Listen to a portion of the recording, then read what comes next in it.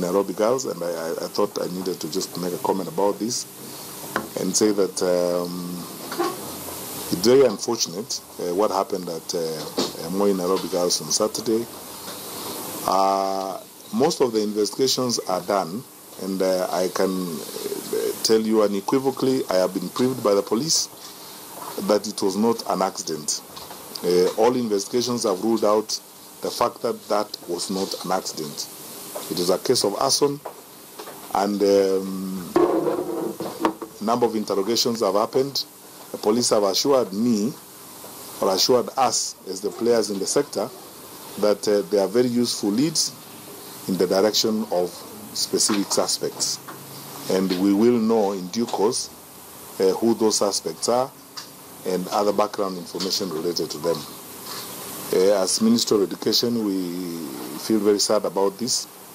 We are going to do whatever it takes to support the school to resume its regular programs in good time. But we feel saddened that we have lost our children in that kind of incident, which essentially is as a result of a crime.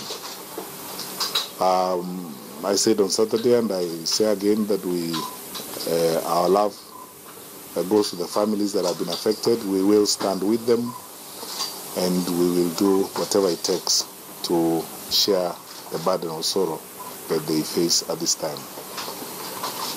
But I hasten to say that we have a lot that we need to do in the education sector, especially to manage issues related to discipline in our schools and the good order of the way in which our schools operate.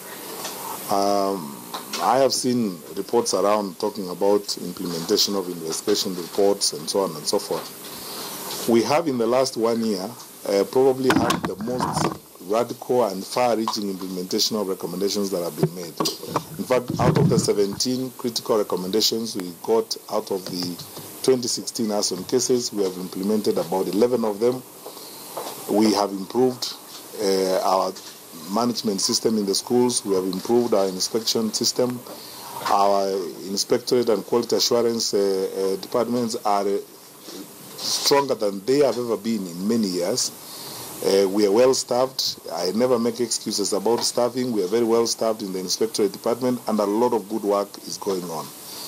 Some of the work that is left to be done will be done through legislative amendments, and then we are working and hoping that we will approach Parliament with very specific proposals on some of the things we want to see in the law to protect the work that we do. I, for example, would like to support school principals a bit more when it comes to the decision-making processes and the discipline of our children in schools. I think we have provided an extremely liberal environment, which sometimes is not very helpful in the manner in which we are moving our schools forward. We want greater responsibility in our children, and we want to train and raise up our children to understand that they will amount to something if they are disciplined and if they are committed and they do the right thing at school. And so that the authority of the teacher is foregrounded, respected, and we ensure that the authority of the school principals is also protected and strengthened as we go along, so that we move ahead. Secondly, we would also like to increase the place of parents and parental responsibility in the schools. Some of the challenges we face would probably be avoided if there was a better framework and a much more defined framework of parental participation in the school system. We debated these issues before, and we're working on them.